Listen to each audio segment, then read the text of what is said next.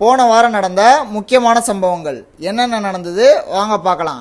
உத்தரப்பிரதேசத்தில் கங்கா எக்ஸ்பிரஸ் ஹைவேல Rafael, Jaguar, Mirage அதுபோல் உள்ள போர் விமானங்களை தரையிறக்கி சோதனை பண்ணாங்க. இது பாகிஸ்தான்லேருந்து 1000 கிலோமீட்டர் தொலைவில் இருக்குது. இந்த சோதனைக்கு முன்னாடி தான் இந்தியா பிரான்ஸ்லேருந்து 26 ரஃபேல் போர் விமானங்களை வாங்கிச்சு. பிரதமர் மோடி இதை பற்றி பேசும்போது முப்படைக்கும் முழு சுதந்திரம் அளித்ததா சொல்லியிருக்காரு. அடுத்ததாக 21 வருஷமாக இலவச வீடியோ கால் சேவையை தந்த ஸ்கைப் நிறுவனம் அதோட சேவையை நிறைவு செய்து. இந்த ஸ்கைப் தளம் 2003ஆம் ஆண்டு உருவாக்கப்பட்டது. 2011 மைக்ரோசாஃப்ட் இதை $8.5 பில்லியன் வாங்கிச்சு. 2023 பிப்ரவரி பார்த்த கணக்கில் தினமும் 30,60,00,000 பேர் ஸ்கைப் யூஸ் பண்ணதா சொன்னாங்க. ஸ்கைப் தளத்தை நிறுத்திட்டு மைக்ரோசாஃப்ட் அதோட மிச்ச தளத்தை கவனிக்க போகிறதா சொல்லியிருக்காங்க. கனடா எலெக்ஷன் முடிஞ்சிருச்சு, திரும்பவும் லிபரல் பார்ட்டி ஜெயிச்சிருக்கு. பிரதமராக மார்க் கார்னி நீடிக்காரு.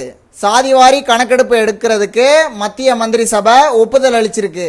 சுமார் 30 நாட்கள், அதாவது ஒரு மாதம் நடந்த தமிழக சட்டசபை கூட்டம் நிறைவடைஞ்சிருக்கு.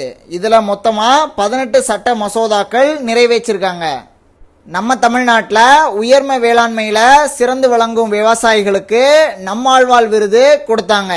இதில் முதல் பரிசு கோயம்புத்தூரை சேர்ந்த சம்பத்குமாருக்கும், 2ஆம் பரிசு திருப்பூரை சேர்ந்த ஜெகதீஷ்க்கும், 3ஆம் பரிசு நாமக்கல்லை சேர்ந்த காளிதாஸுக்கும் கொடுத்திருந்தாங்க. நம்ம இந்திய நாட்டோட முதல் தானியங்கி துறைமுகம் விழுங்கத்தில் அதானி குழுமத்தோட சேர்ந்து கட்டி 1 வருஷம் ஆன நிலையில மே 2ஆம் தேதி பிரதமர் மோடி திறந்து வைத்தார். தமிழ்நாட்டில் பால்வளத்துறை அமைச்சராக மனோ தங்கராஜ் பதவியேற்றார்.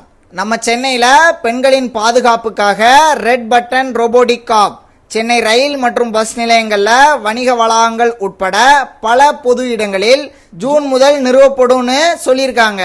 பூந்தமல்லியிலிருந்து போரூர் வரை 9 கிலோமீட்டர் ஓட்டுநர் இல்லா மெட்ரோ ரயில் சோதனை ஓட்டத்தை வெற்றிகரமாக முடிச்சிருக்காங்க. எம் சாண்டு பி சாண்டு விலை ₹1000 குறைத்து விற்கணும்னு தமிழக அரசு உத்தரவு போட்டிருக்கு. கிரிக்கெட்டர் அஸ்வினும் செஃப் தாமுவும் பத்மஸ்ரீ விருதை வாங்கியிருக்காங்க. நடிகர் அஜித்குமார் பத்மபூஷன் விருது வாங்கியிருக்காரு. போன வாரம் நடந்த முக்கியமான விளையாட்டு சம்பவங்கள். வெறும் 54 இன்னிங்ஸில் 2000 T20 ரன்களை கடந்த முதல் இந்தியர்னு சாய் சுதர்ஷன் சாதனை படைச்சிருக்காரு. இதற்கு முன்னாடி சச்சின் டெண்டுல்கர் 59 இன்னிங்ஸில் 2000 T20 ரன்களை கடந்திருந்தாரு. ஐபிஎல்ல இந்திய வீரரால் அடிக்கப்பட்ட அதிவேக சதம் என்கிற சாதனையை படைச்சிருக்காரு வைபவ் சூரியவன்ஷி. இவர் 35 பந்துகளிலே சதத்தை பூர்த்தி செஞ்சிருக்காரு. 2026 மகளிர் 20 ஓவர் உலகக்கோப்பை நடைபெறும் மைதானங்களின் விவரங்களை வெளியிட்ட ஐசிசி கோப்பா டெல்ரே எனப்படும் ஸ்பேனிஷ் கோப்பை ஃபுட்பால ரியல் மேட்ரிட் அணியை வீழ்த்தி பார்சிலோனா அணி வெற்றி பெற்றிருக்கு. இது பார்சிலோனாவோட 32வது கோப்பை. இதுல ஏதாவது தப்பா சொல்லியிருந்தனா கருத்து பலகையில விட்டு செல்லுங்க. இந்த வார செய்திகளோட அடுத்த வாரம் வரேன். நன்றி.